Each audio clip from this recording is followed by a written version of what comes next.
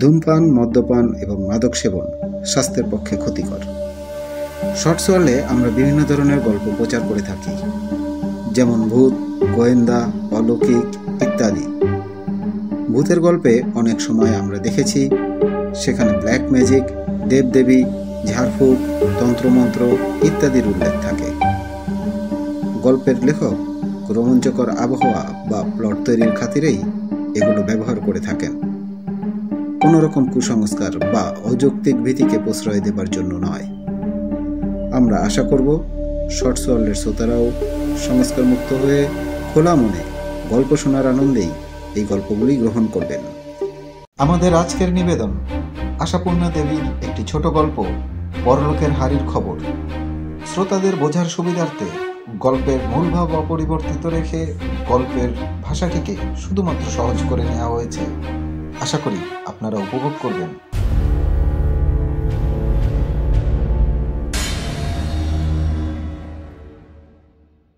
লম্বা সাঁকোটার ওপারে এক পাশ ঘেঁষে দাঁড়িয়েছিল বটকেষ্ট। সময় পেলেই এরকম দাঁড়িয়ে থাকে সে। সাঁকোটা দিয়ে মানুষ পারাপার দেখে। এটা বটকেষ্টের একটা নেশা। কে আসছে, কে যাচ্ছে, কে চেনা, কে অচেনা, তার হিসেব রাখা আর কি। তা সাঁকোটা পারাপার তো করছে সবাই, হরদম। দিন দুপুর নেই, রাত দুপুর নেই, সকাল নেই, সন্ধ্যা নেই। এই যে মাত্র খানিকক্ষণ দাঁড়িয়ে আছে বটকেষ্ট, কতক্ষণ তা অবশ্য জানে না। হাতে তো ঘড়ি বাঁধা নেই, কাজেই সময়ের হিসেবও নেই। তবে খুব বেশিক্ষণ নয়, এইটুকুর মধ্যেই কতজন এলো গেল। আজ আর চেনা জানা কাউকে দেখল না। আর সবাই তো ঝড়ের বেগে ছুটছে। দাঁড়িয়ে একটা কথা যে বলবে এমন সময় নেই। যারা যায় তাদের তো কথাই নেই। দৌড়ানোর ঘটা কি যেন ট্রেন ফেল হয়ে যাচ্ছে। যারা আসে তারা বরং কখনো কখনো একটু দাঁড়িয়ে বটকেষ্টর কাছে খোঁজ খবর নেয়। কতদিন এখানে আছে বটকেষ্ট, জায়গাটা কেমন, এইসব আর কি। আজ আর তেমন কাউকে পায়নি। কথা বলতে না পেরে পেট ফুলছিল বটকেষ্টের। হঠাৎ দেখতে পেল ওই দূরে সাঁকোটার একেবারে ও মাথায় কে যেন আসছে। হাঁটার ভঙ্গিটা যেন চেনা চেনা। দৈবক্রমে এ সময় সাঁকোটা একটু ফাঁকা রয়েছে। বটকেষ্ট চোখের উপর দিয়ে হাত আড়াল করে নিরীক্ষণ করে দেখতে চেষ্টা করল লোকটাকে। নদীটা বিশাল, সাঁকোটাও বিশাল লম্বা। পার হয়ে আসতে সময় লাগে। ধৈর্য ধরে থাকতে থাকতেই লোকটা কাছাকাছি এসে গেল। চিনতে পারলো বটকেষ্ট, আর চিনেই চমকে গেল। আরে গজগোবিন্দ না? ও না মিলিটারি চাকরি নিয়ে জলদ্ধরে না কোথায় গিয়েছিল? তাকদার জোয়ান চেহারা, এক কথাতেই চাকরি হয়ে গেছিল। অবশ্যই যুদ্ধ করার চাকরি নয় তার। গজগোবিন্দ হচ্ছে ডাক্তার, সেই চাকরি পেয়েছিল মিলিটারিতে। তো এখনই চলে এলো মানে? ভাবতে ভাবতেই লোকটা মানে গজগোবিন্দ একদম সামনে এসে গেল আর চেঁচিয়ে উঠল, কে? বটা না?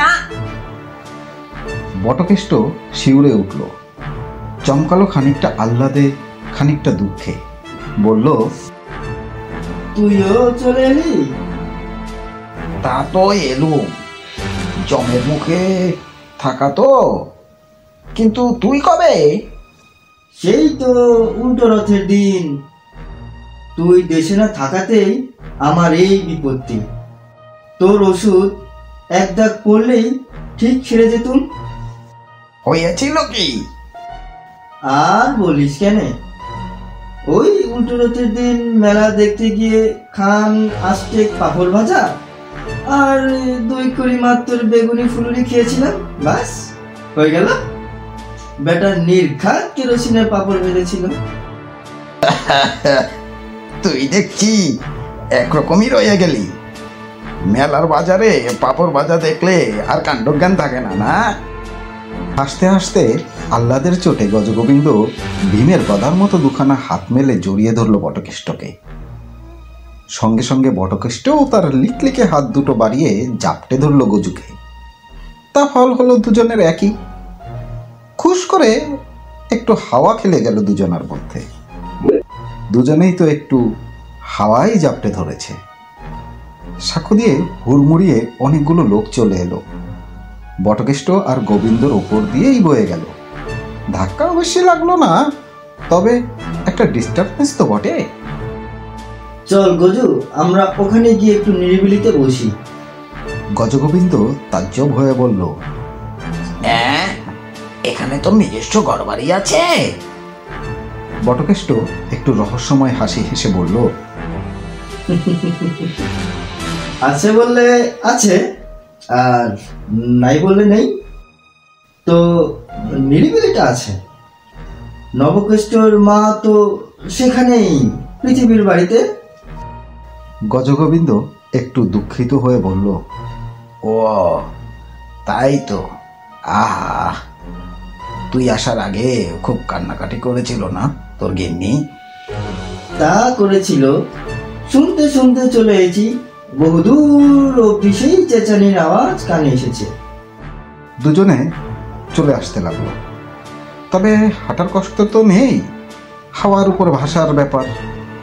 খানিকটা দূরে চলে এসে বটকেষ্ট বলল, আয়। এই বাড়িটা আগে দেখেছি মনে হচ্ছে। হ্যাঁ, হতেই পারে। এটা আমার বর্তমানে দেশের বাড়ির প্যাটার্নের। ওখানে যারা ভদ্র হয়ে কাটিয়ে এসেছে তাদেরকে এখানে দেওয়া হয়েছে গুড কন্ডাক্টর প্রাইজ আর কি। কিছু গাছপালার পাশ দিয়ে দরজায় চলে এলো বটকেষ্ট বন্ধুকে নিয়ে। গজগোবিন্দ কলেজে পাঠকালে একবার বটকেষ্টের দেশের বাড়িতে গিয়েছিল। এখন দেখে অবাক হয়ে গেল। ঠিক যেমন দেখেছিল সেই রকমই ব্যবস্থা। উঠোনে কুয়ো, কুয়োয় কপি কল লাগানো, পাশে ঘটি বালতি, দাওয়ার একধারে একখানা বড় চৌকি, আর খান 2-3 জল চৌকি পাতা। অর্থাৎ এটাই ড্রয়িং রুম। বটকেষ্ট বলল, আয়, হাত মুখ ধুবি? না, আসার আগে এই চা চান করিয়েছে, সর্দি হয়ে গেছে। বসি আয়। চৌকিতে বসলো দুজন। খাবি কিছু? তা পেলে মন্দ হয় না। কি খাবি বল। কি আছে তোর? কিছুই নেই, আবার সবই আছে। যা চাইবি পেয়ে যাবি। গজগোবিন্দ জোশ হয়ে বসে বলল, ব্যাপারটা কি বলতো? ব্যাপারটা এই, যা চাই মনে করবি সামনে এসে যাবে। তবে একটু দুঃখ দুঃখ আর মজা মজা হাসি হাসলো বটকেষ্ট। কি হলো রে বেটা, তবে বলে হাসলি যে? হাসছি এর জন্যই যে খেলে তুই টের পাবি না। খাচ্ছিস, খেলি। সেই তো, এই যে তখন তোতে আমাতে কোলাকুলি হলো, হাতে বুকে টের পেয়েছিলি কিছু? গজগোবিন্দ আস্তে মাথা নাড়ল। ঠিক সেরকমই। দেখ, হাতে হাতেই। তা তুই তো মিষ্টিরই জমছিলি। মিষ্টিরই অর্ডার দেই নাকি? তাই দে। বটকেষ্ট হাতটা একবার উঁচু করে হাতছানি দেওয়ার মতো ভঙ্গিতে বলল, এই যে শুনছেন, বড় একতলায় নবীনের রসগোল্লা, গাঙ্গুরামের চমচম, গিরিশের কড়াপাক, কল্পতরুর অমৃত আর তিতু ময়রা রসমালাই পাঠিয়ে দিন তো। বেশ বড় সাইজের থালা নেবেন কিন্তু, আর সব জিনিস 4-4টে দেবেন। ইয়ে বটা, চিত্রকূট হবে না? আমাদের জামপুকুর লেনের মোড়ে হলধরের দোকানে যে পাল্লায় সাইজের চিত্রকূট বানাতো, অবশ্যই দামটা একটু বেশি, বোধহয় 2 টাকা করে। তবে কি ফার্স্ট ক্লাস। দামের জন্য ভাবতে হবে না। গলাটা একটু চড়িয়ে বলল বটকেষ্ট। জামাপুকুর লেনের হলদরের দোকানের চিত্রকূট 4খানা। সবই 4খানা করে বলছিস? তুই খাবি না? আমার মিষ্টি খাওয়া বারণ, জানিস না? ডায়াবেটিস। গজ অবাক হয়ে বলল, এখনো এখানে এসেও সেসব আছে? থাকবে না, জানিস না? স্বভাব যায় না মোলে। বাহ, এটা কি স্বভাব? এটা তো রোগ। ও দুই একই। দেখিস এই রোগ নিয়েই আবার জন্মাতে যাব। তো ধূত মানে দেখিস নি, কেউ কেউ জন্ম পেট রোগা, কেউ কেউ জন্ম থেকেই লোহা খেয়ে হজম করে, কারুর বা জন্মকাল থেকেই 12 মাস কান কটকট, মাথা ঝনঝন, নাকে সর্দি, কারুর ওসবের বালাই মাত্র নেই। মানেটা কি? মানে বলার আগেই চোখের সামনে চৌকির ওপর এসে পড়ল বৃহৎ একখানা খগরাই কাঁসার থালা, তাতে পরিপাটি করে সাজানো অর্ডারি মালামালগুলি। গজগোবিন্দর চোখ মুখ একদম জল হয়ে উঠল।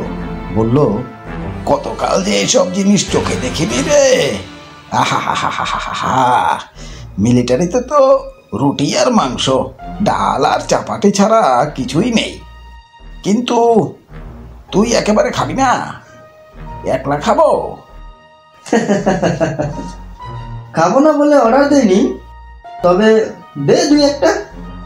এই এই এই দেবই বা কোথা থেকে? যা গুনে গুনে আনলি। তো যাকে ডায়াবেটিসের রুগী মিষ্টি না খাওয়াই ভালো। আমি খাই। একই, আরে কি হলো? গেল কই খাবারগুলো? তোর পেটের মধ্যে। দেখ, কখন খেলাম কই? এই যে গপাগপ মুখে পুরলি না। গজ মনমরা ভাবে বলল, কিন্তু খাবার যে পড়লুম, আমার জিভি তো টের পেল না। ওই দুঃখে তো খাওয়া ছেড়ে দিয়েছি রে, শুধু হাওয়া খেয়েই থাকি। কি হবে মিথ্যে ঋণের বোঝা বাড়িয়ে? ঋণের বোঝা মানে? এসব ধার করে নিলি নাকি? তবে এই ধার করেই তো রাখলাম, পরের জন্মে শোধ দিতে হবে। গজগোবিন্দ এখানে নবাগত, এপারের হালচাল কিছুই জানে না। অবাক হয়ে বলল, পরের জন্মে কি করে শোধ করবি? এইসব দোকান থাকবে? থাকবে না আবার? পরের জেনারেশন কি দোকানে মিষ্টি খাওয়া ছাড়বে? আর তারপরের জেনারেশন? কিন্তু এখানকার লোকগুলো কি বেঁচে থাকবে তোর ধার শোধ নিতে? আরে সে তো নিশ্চয়ই থাকবে না, তবে ওর নাতিপুতি, গিন্নি পুন্নি কেউ তো থাকবেই, তাদের দেব। তারা তোকে চিনতে পারবে? চিনবে না, তবে না পারলেও কিছু এসে যাবে না। এই জন্মের পাওনাদার 7 জন্মের পিছনে ধাওয়া করে ফেলে, আদায় না করে ছাড়ে না। বটা, কি? তুই এত শিখলি কি করে? এই লোকমুখে শুনে শুনে। সবাই তাদের এক্সপিরিয়েন্সের ফল শোনাতে ব্যস্ত। গজগোবিন্দ কিছুক্ষণ গুম হয়ে বসে থাকে। হঠাৎ বলে ওঠে, এটাই তাহলে পড়লো? আমরা মরে গেছি? এত করে বুঝলি? 10 বছর মিলিটারিতে থেকে তোর বুদ্ধি শুদ্ধি বোতা মেরে গেছে। তাই হবে। তবে চল, তোর এই পরলোকটা একটু ঘুরে বেরিয়ে দেখি। ধুর, কোনো চান নেই, সবই তো মরা। বাগান টাগান গুলোর সে যে কোন কালে ফুল ফল ধরে আছে, সে আর জলেও না শুকায়ও না। নদীতে বানও ডাকে না, পাহাড়ে ধসও নামে না, শহরের লোডশেডিংও হয় না, আর বর্ষায় রাস্তায় জলও জমে না। কোথাও কোনো কলকবজাও বিগড়ে না, জামা জুতোও ছিঁড়ে না। গজ উল্লাসে লাফিয়ে উঠে বলে, আরে বাস, এই যে দারুণ সুখের জায়গা রে। 2-10 দিন থাক, বুঝবি ঠেলা। সুখে অরুচি ধরে যাবে। তার চেয়ে তুই সেখানে গল্প বল। সদ্য এলি, সদ্যই তো দেখে এলি। গজগোবিন্দ হতাশ হয়ে বলল, ওখানের আর গল্প কি? মরেছি তা টের পেয়েছি। কোথায় কোনখান থেকে একটা বোমা পড়লো, ধারে কাছেই নয়। শব্দে বুকটা যেন ধর্মরিয়ে উঠল, জ্ঞান হারিয়ে গেল। কে জানে কতক্ষণ অজ্ঞান ছিলাম। জ্ঞান ফিরলে দেখলাম চেনা জগৎটা কোথায় হারিয়ে গেছে। মস্ত একটা নদী, তাতে লম্বা সাঁকো। বোকার মতো সেই সাঁকোর মুখে দাঁড়িয়ে আছি। তারপরই হঠাৎ তোকে দেখে যেন বেঁচে গেলাম। বেঁচেই গেলি বটে। তো পৃথিবীর জন্য মন কেমন করছে না তোর? যেতে ইচ্ছে করছে না? করছে, খুব খুব করছে। হঠাৎ আচমকা চলে আসতে হলো। বউ ছেলে মেয়েকে লিখেছিলাম সামনের মাসে ছুটি নিয়ে বাড়ি আসছি, হলো না। তারা খুবই মনোকষ্টে আছে, তো একটিবার যদি ঘুরে আসতে পারতাম। ঘুরে আসা যায়, তবে ভাবছিস তারা তাহলে আহ্লাদে ভাসবে কেমন? ওই আনন্দে থাকো, যাও না, গিয়ে দেখো গে। গেলে দেখি করে চেঁচি পাড়া মাথায় করবে, ওঝা ডাকবে, ভূত ছাড়ানোর মন্তর পড়ে বাড়িতে সর্ষে পড়া ছড়াবে, দরজায় দরজায় নাম লিখে রাখবে। কে বলেছে তোকে এসব? গজগোবিন্দ তার ভীমের গদার মতো হাতটা দিয়ে চৌকিতে একটা ঘুষি মারল। শব্দটব্দ হলো না, শুধু ঘুষিটা উঠে এলো হুশ করে। বলেছে আমার নিজের অভিজ্ঞতা। আমার যে গিন্নি আমার চলে আসার কালে ডাক ছেড়ে কেঁদে কেঁদে বলছিল, তোমার না দেখে আমি কি করে থাকবো গো, কি করে বাঁচবো গো। তিনি যেই না বর্ষণের বাইরে জানালায় আমার একটু দেখেছেন, সে কি বিকট চিৎকার করতে করতে সে ঘর ছেড়ে চাম্পাট। ছেলেটার পড়ার ঘরের দরজায় গিয়ে দাঁড়ালুম। ছেলে দেখে বলে উঠলো, বাবা প্লিজ দয়া করে তুমি আমাদের মায়া ত্যাগ করো। বলেই ফটাফট ঘরে তিনটি আলো জ্বেলে দিয়ে চেঁচিয়ে নামটা পড়া শুরু করে দিল, 2 সাড়ে 3 আমাবস্যা ঘোড়ার ডিম। হঠাৎ এটা বললো কেন? বুঝছিস না, ইয়াং ম্যান, ফুটবলের চ্যাম্পিয়ন, প্রত্যক্ষে আমনাম বলতে লজ্জা, ওই আর কি। গজ একটা নিঃশ্বাস ফেলে বলল, তাহলে বলছিস গিয়ে কোনো লাভ নেই? লাভ ওই অভিজ্ঞতা আর কি। যতক্ষণ তুমি মানুষ ততক্ষণ সবাই তোমার আপন, যেই তুমি ভূত কেউই তোমার নয়। কি আমরা এখন ভূত বলতে দুঃখ হয়? তাহলে বলিস প্রেতাত্মা। গজগোবিন্দ হতাশ গলায় বলল, না, মাথা কেমন ঝিমঝিম করছে, একটু ঘুমিয়ে নেই, দারুণ ঘুম পাচ্ছে। ওই পাবেই, কিন্তু হবে না। হবে না? না, এখানে নিদ্রা জাগরণ বলতে কিচ্ছু নেই। কিংভূত কিমাকার একটা অবস্থা রে গজু। খিদের জ্বালা নেই, খাওয়ার সুখ নেই, রোগ ব্যাধির যন্ত্রণাও নেই, আবার সুস্থ স্বাস্থ্যের আরামও নেই।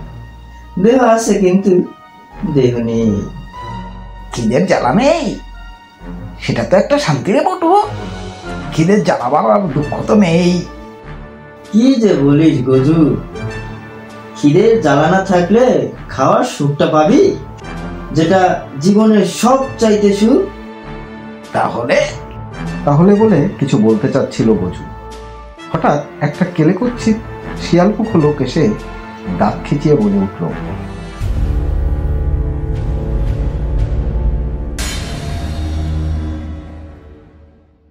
এই যে গজগোবিন্দ ডাক্তারটা কি?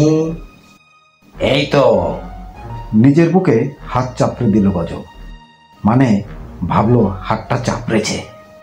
তা এসেছো তো অনেকক্ষণ, এতক্ষণ ফ্রেন্ডের সঙ্গে আড্ডা মারা হচ্ছে যে, ডিউটি দিতে হবে না? এখানে আবার ডিউটি কিসের? হ্যাঁ, ডিউটি নেই? ওরে আমার চাঁদুরি, গভর্নমেন্টের রাজস্ব বাস করবে, ডিউটি করবে না? বটা ঠিক, খুব ঠিক রে ভাই। তো কাজটা কি? কি তা গিয়ে দেখতে পাবে। পৃথিবীতে যে যা করেছে করত, এখানেই তাই করতে হবে। ধোমাকে সারা রাত ধোমার পাটে কাপড় কাচতে হবে, নাক থেকে রাত দিন লোকের দাড়ি চাচতে হবে, টুমরকে রাত দিন চাক ঘোরাতে হবে, কনুকে রাত দিন ঘানি গুনতে হবে, কামারকে রাত দিন লোহা পেটাতে হবে। আর আমাকে? তোমার দিনভর রোগীর নাড়ি টিপতে হবে। তো এখানে তো রোগ ব্যাধি নেই শুনলাম। নাই বা থাকলো, তা বলে কি ডিউটি ফাঁকি দিবে নাকি? বলি, ভূতে বেগার খাটা বলে কথা শোনো না কখনো? ভূত খাটুনি। এই যে তোমার বন্ধু বাবু রেল কোম্পানির মালবাবু ছিলেন না, তো ওনার ডিউটি রাত দিন মাল ওজন করা আর হিসাব রাখা ছিল। তবে লোকটা মহা ফাঁকিবাজ, একদণ্ড কাজ সেরে ওই নদীর পাশে গিয়ে বসে থাকতো। ও, ওই যেখান দিয়ে এলাম, বিশাল নদী। তো নদীটার নাম কি হে? হায় কপাল, তাও বুঝিনি। বেশি পণ্ডিতদের এই হয়। বৈতরণী গো, বৈতরণী। হ্যাঁ, গজ যেন নতুন করে শখ খেলো। বৈতরণী পার হয়ে চলে এসেছি, তার মানে সত্যিই মারা গেছি, সত্যিই ভূত হয়ে গেছি। চলো চলো, প্রথমে শাহরুখ ঘরে ধোলাই খাবে, চলো, তবেই টের পাবে। গজগোবিন্দ মুখ ফিরিয়ে বলল, স্বরূপ ঘর কি? কিরে বটা, কি হয় সেখানে? এই যে এই হয়। এক দৌড়ে পালালো বটকেষ্ট। স্বরূপ ঘরে ধোলাই, এরপরে কি হয়? আসল চেহারাটা হয়। মুলো মুলো দাঁত, কুলো কুলো কান, উল্টো উল্টো পা, জটা জটা চুল, আর কেলে কম্বলে গায়ের রং। ধোলাই একবার হতেই হবে। মেকআপটাও নিতে পারো, তবে সেটা প্রকাশ করা তোমার ইচ্ছের সাপেক্ষ। লোকটার সঙ্গে যেতে যেতে গজগোবিন্দ বলল, আমার থাকার জায়গাটা কোথায়? কেন? হাসপাতাল এরিয়া। লোকটার একটু ইংরেজি বলি প্রবণতা আছে। গজ চারিদিকে তাকিয়ে তাকিয়ে যেতে লাগলো। ঘরবাড়ি, বাগান, পুকুর সবই সাধারণ, সবই যেন দেখা দেখা। লোকটা এগিয়ে যাচ্ছিল। গজ ডাক্তার জোর পায়ে হেঁটে তাকে ধরে ফেলে বলল, এইসব জায়গা কি এরিয়া? এইসব মিডল ক্লাসের। ওর অবজ্ঞার ভাবে রাগ এলেও গজ বুঝল এর কাছ থেকেই সব তথ্য জানা যাবে। আস্তে আস্তে বলল, তো ভাই শুনেছি পরলোকে নাকি স্বর্গ আছে, নরক আছে, সেসব কই? আছেই তো, কে বললো নেই? তো তোমার চোখের সামনে ঝুলে থাকবে নাকি? সে তো বটেই, সে তো বটেই। তো কোথায়, কোন রাজ্যে আছে? এই রাজ্যেই আছে। সাগরা হচ্ছে গিয়ে পস এরিয়া, মানে বড় লোকদের পাড়া। সেখানে অভাব নেই, অসুবিধা নেই, জ্বালা নেই, শুধু ঐশ্বর্য, জৌলুস, আরাম আয়েস আর যা ইচ্ছে তাই করার স্বাধীনতা। ও, আর নরক? সে হচ্ছে গিয়ে বস্তি, ঝুপড়ি, নোংরা, কাদা, পচা নালা, পেকো পুকুর আর হতভাগা সব লোকেদের চেঁচামেচি। তো তোমার আবার স্বর্গ নরকের খোঁজ কেন বাপু? তোমার পাসপোর্ট তো এই মিডম্যান এলাকায়। তো আছে নাকি কেউ আপনজন স্বর্গে কিংবা নরকে? আমার যদি একটু 2 পয়েন্টস দিয়ে দাও, একবার দেখা করে আনতে পারি। না, আমার কেউ নেই ওসব জায়গায়। থাকলে এখানেই আছে। তো নাম বললে খুঁজে দিতে পারো? ও তুমি নিজেই খুঁজে পাবে, মেলা বকো না তো, যত সব ঝামেলা। চলো চলো। তো সেই গেল তো গেল। বটকেষ্ট রোজ ভাবে কোথায় নিয়ে গেল গজকে, আর কি কখনো দেখা হবে? এই যে কত আপনজন আসছে, এ যাবৎ কাউকে কি দেখতে পেয়েছে? ঠাকুরদাকে একবার দেখতে ইচ্ছে করে। বড় ভালোবাসতো বুড়ো বটুকে। তো কে জানে সে এখন আবার সেতু পার হয়ে চলে গিয়ে কারোর ঘরে নতুন খোকা হয়ে জন্মে বসে আছে কিনা। তা শুধু কি ঠাকুরদা, আরো কতজনই তো এসেছে বটুর জীবনকালে। কাকেই বা দেখতে পেয়েছে? একবার সেজ পিসিকে দেখেছিল, একবার নতুন জ্যাঠাকে, আর একবার পাড়ার শশীবাবুকে। তো শশীবাবু তো চোখাচোখি হতেই অচেনার ভান করে কেটে পড়লেন। পড়তেই পারেন। এখানে আসার আগে বটকেষ্টর কাছে বেশ কিছু টাকা ধার করেছিলেন কিনা বিজনেস করব বলে। তো সে যাক, গজাটার কি হলো? দিন, মাস, বছরের হিসেব নেই। হঠাৎ একদিন দেখতে পেল গজগোবিন্দ আসছে, তার দুহাত তুলে মদের নিমায়ের ভঙ্গিতে। বটা আছিস? ও কতদিন তোকে খুঁজেছি। হঠাৎ আজ দূর থেকে দেখলাম তুই বসে আছিস। তো সে যাক, বটা স্কুলে না গিয়ে তুই কবিতা লিখতিস না? আর কলেজ লাইফে নাটক? লিখতাম তো। বলছি আবার লেখ, আমি তোকে মেটেরিয়ালস দেব। এখানে বসে কাব্যনাট্য লেখা হবে? না হবার কি আছে? তুই যদি লেখা ছেড়ে দিয়ে রেল গুদামের মালবাবু বনে না যেতিস, এখানে তো তোকে ওই লেখাই লিখতে হতো রাত দিন। দেখলাম তো ঘাড় গুজে লিখেই চলছে কতজন। বলল এখন নাকি ভীষণ চাপ, যত সব শারদীয়া সংখ্যা বেরোনোর মুখ। তো তুই একবার পুরনো অভ্যাসটা জ্বালিয়ে নে না। তখন তো তোর লেখাগুলো নিয়ে কাগজের সম্পাদকদের দৌড়ে দৌড়ে ঘুরতিস আর মুখ শুকিয়ে ফিরে আসতিস। এখন দেখ। এখনো তাই হবে? হবে না। শুনলাম নরলোকে নাকি এখন পরলোকের খবরের জন্য খুব চাহিদা। চটপট লিখে ফেলতে পারলে এই সামনের পুজোতেই কোনো একখানা গোবদা গোবদা পত্রিকায় লাগিয়ে দিতে পারা যাবে। দেখে শুনে মনে হচ্ছে তুই এখানে এসে এই মালই ওজন করছিস আর সেতুর লোক গুনছিস। এখানের তথ্য কিছুই ধার ধারিসনি। নিজে ঘুরে ঘুরে অনেক সব মাল মশলা জোগাড় করে ফেলেছি, বইয়ের নামও ঠিক করে ফেলেছি। তবে আমার তো লেখার অভ্যাস নেই। তুই কলমটা ধর ভাই। বটকেষ্টের প্রাণটা একটু হাহাকার করে উঠল।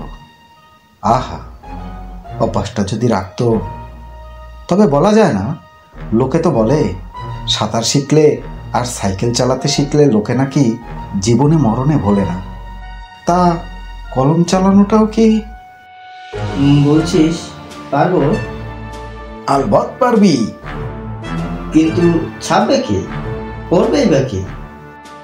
হ্যাঁ, সেটাই তো কথা। তার জন্য অবশ্যই আমাদের নরলোকে নামতে হবে। কোনো একটা গাদ্দা ম্যাগাজিনের এডিটরকে কায়দা করতে হবে। তো তার জন্য ভাবনা নেই, হয়ে যাবে। এমন বেকায়দা করে একবার স্বরূপটা দেখিয়ে দেব, ব্যাস হট কেক। কি করে বুঝছিস?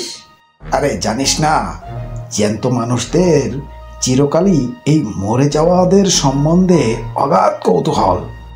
প্ল্যান চেটে আত্মা নামায়, খুঁজে খুঁজে পরলোক তত্ত্বের বই পড়ে। তোর মনে আছে আমাদের স্কুলের হেড স্যার পরলোকের কথা বলে একটা সিরিজ লিখতেন? কি তার ডিমান্ড! অথচ সবই অন্যের বই থেকে টুকলি ভাই গাদা গাদা বই জোগাড় করতেন, ইংলিশ, বাংলা। খুব মনে আছে। তবেই বোঝ তোকে মেরে বাহাদুরি। আর আমাদের এ বই একদম প্রত্যক্ষদর্শীর বিবরণ। কিন্তু গজু, লেখার সরঞ্জাম? সে কি আর জোগাড় না করেই বলছি? এই দেখ, একটা উঠতি কবির টেবিল থেকে বাগিয়ে আনলাম। দিস্তে দিস্তে কাগজ মজুত রেখেছে, গোছা গোছা ডট পেন, এন্টার লিখেছে আর ছিঁড়ে দলা পাকিয়ে ফেলে দিচ্ছে। লিখছে আর ছিঁড়ছে, ছিঁড়ছে আর লিখছে। পুরো কেমন নেই যে টেবিল থেকে এক দিস্তে কাগজ আর এক গোছা ডট পেন উপে গেল। এই নে, নাটক আকারে লেখ, ঝটপট এগিয়ে যাবে। বটকেষ্টকে ধরিয়ে দিল গজবিন্দু সেই বাকিয়ে আনা কাগজ কলম। গজুরে, ওরে আমার খাস্তা গজা, জিবে গজা, নোনতা গজা, মশলা গজা, তোকে আমি বলেছিলাম বুদ্ধি বোতা হয়ে গেছে, আয় একটু কোলাকুলি করি। যাগে, কাজ নেই তো। কি যেন বলছিলি, নামটা ঠিক করে ফেলেছিস? এলেছি, নাম হবে পরলোকের হাড়ির খবর, প্রত্যক্ষদর্শীর কলমে। পরলোকের একটা গুণ, ইচ্ছে মাত্রই কাজ হয়ে যায়, চটপট ঝটপট। কাজেই বই শেষ হতে দেরি হলো না। বটু বলল, তবে আর দেরি করা ঠিক নেই। হ্যাঁ, শারদীয়ার সংখ্যা মৌসুম তো এসেই গেল। তবে চল, কিন্তু নাটকের প্রথম দৃশ্যটা একটু দেখা হবে না? আমি গড়গড়িয়ে বলে গেলাম আর তুই খসখসিয়ে লিখে গেলি, জিনিসটা কি দাঁড়ালো? বটকেষ্ট সেই দিস্তাবর্তী কাগজ বাকিয়ে বলল, মুখস্থই বলছি। প্রথম দৃশ্য, পরলোকের মহাফেজখানা। ঘরে ঘরে মন্ত্রী, উপমন্ত্রী, আমলা সামলা এবং ঘরের বাইরে অপেক্ষারত যত হ্যাংলা ক্যাংলা ন্যাংলা, তাদের আবেদন। পরলোকের পিয়ন, চাপরাশি, পাহারাদার ইত্যাদিরা সাধারণের প্রতি বড় দুর্ব্যবহার করে, দুর্ছাই করে, নিজেদেরকে লাট সাহেব ভাবে। গজু চঞ্চল হয়ে বলে, থাকরে বটা, শুনতে গেলে আঠা ধরে যাবে, নেশা লেগে যাবে। তাহলে আজ আর যাওয়া হবে না, উঠে পড়া যাক। উঠে পড়া মানেই হাওয়ায় ভেসে সেই নদী তীরে সেতুর মুখে। কিন্তু সেতুর মুখের সামনে এক বিপত্তি। দুটো মুস্কো কালো লোক বুলডগের মতো মুখ করে বলে উঠল, থামো থামো, যাচ্ছ কোথায় হে জোরমানিক? বলি, যাবার পাসপোর্ট আছে? বটকেষ্ট ভয়ে ভয়ে গজুর দিকে তাকালো, কিন্তু গজুর নির্ভীক ভঙ্গি। পাসপোর্ট আবার কি হে? আসার সময় তো এসব ঝামেলা হয়নি। সরো সরো। সরার বদলে লোক দুটো ক্যাক করে দুজনকে ধরে ফেলল। আসার যাওয়া এক হলো। আসার সময় ওখানকার অফিস থেকে রিলিজ অর্ডার হয়ে গিয়েছিল, আমাদের লোক সঙ্গে করে নিয়ে এসেছিল। জানি জানি, ডান্স মারতে মারতে। তা বলে ভেবো না এখানের আইন কানুন আমি জানি না, সব জেনে ফেলেছি। পাসপোর্ট লাগবে তখন যখন আবার দুধের খোকা হয়ে ট্যাং ট্যাং করতে করতে যাব। সে হবে না, ছাড়া হবে না। তার মানে 2 পয়স চাই, কেমন? নড়তে চড়তেও 2 পয়স পাবে টাবে না। এই যাচ্ছি তোমাদের এখানকার কীর্তি কাহিনী কাগজে ছাপিয়ে দিতে। লোক দুটো ফস করে ওদের হাত ছেড়ে দিয়ে বলল, কাগজের লোক? ওরে বাবা, না লেখক, বই লিখে নিয়ে যাচ্ছি ছাপাতে। আরে বাস। লোক দুটো হঠাৎ নরম হয়ে গিয়ে হাত কষলে বলল, তাহলে আমাদের কথা একটু লিখে দেবেন স্যার। তোমাদের কথা আবার কি হে?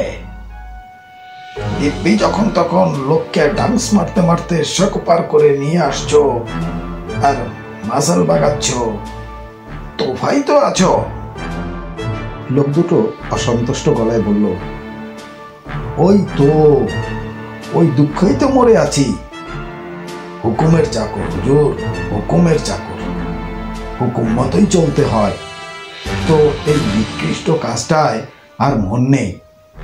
যদি কাগজে লেখালেখি করে পৃথিবীতে একটা চাকরি মেলে। আচ্ছা আচ্ছা, ঠিক আছে, দেখা যাবে। এখন পথ ছাড়ো তো। লোক দুটো তাড়াতাড়ি পথ ছেড়ে দেয়। ওরা দুই বন্ধু সাঁকোপার হয়ে চলে আসে। তারপরে বলে ওঠে, এখন কোন দিকে? কোন দিকে আবার? সোজা রণডঙ্কা অফিসে। বেটা সম্পাদক জন্মজীবনে আমার একটা লেখাও ছাপেনি, সব অমনোনীত বলে ফেরত দিয়েছে। আবার কতগুলো ফেরতও দেয়নি। ওকে দিয়েই এখন এই সব বই ছাপিয়ে নিব। নিয়েছিস তো সব গুছিয়ে? হ্যাঁ, সে আর বলতে। বিকেল 4টে, রণডঙ্গা। সম্পাদক খগেন ঘোষাল যথারীতি চেয়ারটা টেনে টেবিলের ধারে বসে ডিশ ঢাকা চায়ের কাপটা হাতে তুলে নিয়ে মুখে ঠেকিয়ে আহ বলে ওঠার বদলে বিশাল হাঁক পারলেন। বনমালী, এই বনমালী, কি দিয়েছিস আমায়? চা না নিমের পাচন? বনমালী। বনমালীর সাড়া পাওয়া গেল না। তার বদলে কোথা থেকে যেন খিক খিক খিক হাসির শব্দ শুনতে পাওয়া গেল। এর মানে? খগেন ঘোষালের চুল খাড়া হয়ে উঠল। এত সাহস হয়েছে বেটার! আবার হাত পারলেন। এই বেটা বনমালী, বদমাইশ, শয়তান, আবার হাসি। চায়ের দুধ আর চিনি দিয়ে যা। আবার হাসি। খগেন ঘোষাল এখন সচকিত হলেন। হঠাৎ এতটা দুঃসাহস হবে বনমালীর? শব্দটা যেন ঘরের মধ্যেই খেলে বেড়াচ্ছে। দেওয়াল থেকে সিলিংয়ে, সিলিং থেকে দেয়ালে, নাকি জানালার বাইরে থেকে। তবু আবারও চেঁচিয়ে উঠলেন, বনমালী! তখন সেই হাসির জবাব দিল, বনমালীর আশা ছাড়ুন, সে এখন চোখ উল্টে হাত পা খিচচ্ছে। খগেন ঘোষাল সাহসী ব্যক্তি। তিনি কড়া গলায় বললেন, তোমরা কে হে? কোথা থেকে কথা বলছো? আগে এই আপনার সামনে থেকেই। আপনি যদি চোখ থাকতে অন্ধ হন, আমরা নাচার। এই আপনার ডান দিকে আমি, কবি বটকৃষ্ট পাল, আর আপনার বাঁ দিকে আমার বন্ধু ডাক্তার গজগোবিন্দ খাসনবিশ।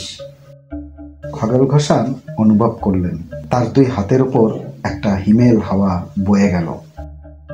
খগেন ঘোষাল কোনো মতে জামার মধ্যে থেকে পৈতেটা টেনে বার করে মনে মনে রামনাম জপ করতে করতে বললেন, এই উদ্দেশ্যে হঠাৎ তোমরা এখানে?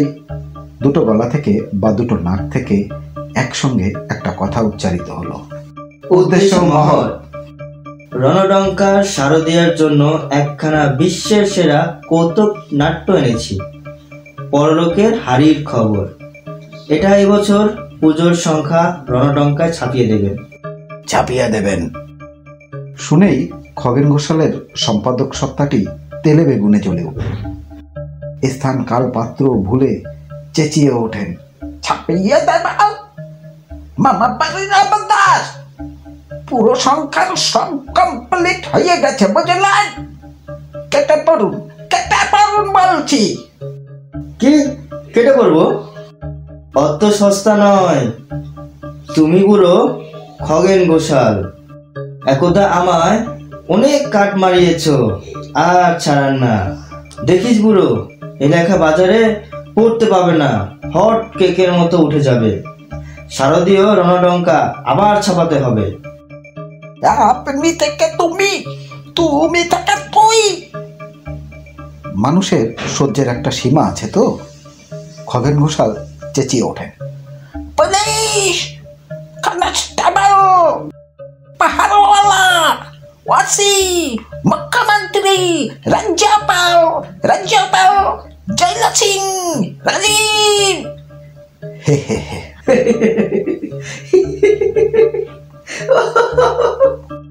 হঠাৎ যেন অদৃশ্য শূন্যে দুটো গলা দুইয়ে শূন্য কুড়িটা হয়ে হাসির বান ডাকিয়ে দেয়। বাবাটা, তোর এডিটর দাদু তো আত্ম নার্ভাস। শুধু বাঁচি শুনেই এই, চোখে দেখলে তো তা থাকবে। আপনাকে আর ভিমি খাওয়াবো না, এই লেখাটা দিয়ে যাচ্ছি, ছাপা হওয়া চাই। দেবটা দিয়ে দে, থলিটা উপর করে দিয়ে চটপট চলে যাই। ব্যাস, থলি উপর করে বটকেষ্ট, আর সেই লেখা খগেন ঘোষালের গা মাথা টেবিল চেয়ারের ওপর ঝরঝরিয়ে উপচে ছড়িয়ে পড়ে। কি এসব কি? চেয়ার ঠেলে টেবিল উল্টে চায়ের পেয়ালা ভেঙে কালের দোয়াত ছড়িয়ে ছিটিয়ে সারা ঘর দাপাদাপি করে বেড়ান খগেন ঘোষাল। আর্তনাদ করতে করতে, বানামালি, বানামালি, তুই কি মরে গেছিস? ওরে বাবা রে, এগুলো কি রে? কেন, এই তো তোমার কালজয়ী কৌতুক নাটক পরলোকের হাড়ির খবরের ম্যানুস্ক্রিপ্ট পিন করা হয়নি, গুছিয়ে নেবেন। ছাপাবেন তো দাদা? হ্যাঁ, না ছাপলে কিন্তু। না ছাপলে কি হবে তা আর শুনতে পান না খগেন ঘোষাল। কারণ তখন চোখের সামনে ঝলসে উঠেছে একজোড়া স্বরূপ। দুপস্থ মূলর শাড়িতে ফিকফিক হাসি, আর দুখানা চারখানা কুলোর লটপটানি। ভিড়মি খেয়েই ধমাস করে পড়ে যান খগেন ঘোষাল। ফেনা ওটা মুখে একটি আওয়াজ বেরোয়, ও ফুলে ফুলে ফুলিস। ওরা সাঁকোয় উঠে হাস্যবদনে বলে, নাটকটা যদি স্টেজে নামায় খুব জম্পেশ হবে, কি বলিস? এদিকে নরলোকের হাড়ির খবর এই, পুলিশ কোনো কাজেরই নয় এ কথা ভুল। ঘণ্টাখানেক পরেই এসেছিল পুলিশ, যা করবার করেও ছিল চটপট। পরদিন কাগজে কাগজে খবর, রণডাঙ্গা পত্রিকা, অফিসে লণ্ডভণ্ড কাণ্ড। গতকাল বিকেলে দুজন দুর্বৃত্ত ভূতের ছদ্মবেশে পত্রিকা অফিসে বলপূর্বক হানা দিয়া তাণ্ডব নৃত্য শুরু করে। যথেচ্ছ ভাঙচুর ও মারপিটের পর সম্পাদককে শাসাইয়া রাশি রাশি হিজিবিজি আঁকিবুকি আঁকিঝুঁকি কাটা কাগজের টুকরা সর্বত্র নিক্ষিপ্ত করিয়া রহস্যজনকভাবে অর্ধোত্থান করে। কাগজগুলি দেখিয়া মনে হয় কোনো সাংকেতিক ভাষায় লিখিত বিশেষ ইস্তেহার। দুর্বেদ্য ভাষায় লিখিত এই ইস্তেহারের কয়েকটি নমুনা পাঠোদ্ধারের জন্য বিশেষজ্ঞ দিগকের কাছে পাঠানো হইয়াছে। আততায়ীদের উদ্দেশ্য বোঝা যাইতেছে না, কেহ ধরা পড়ে নাই। সম্পাদক খগেন ঘোষাল ও পেয়ারা বনমালী দাস এখন হাসপাতালে।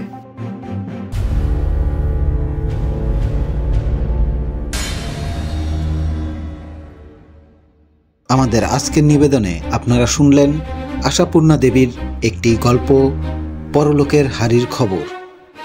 গল্প পাঠে গজগোবিন্দ, দুই লোক এবং সম্পাদকের চরিত্রে আমি মশিউর। এছাড়া অন্যান্য সকল চরিত্রে আছে ইমন। আশা করি আপনারা উপভোগ করেছেন।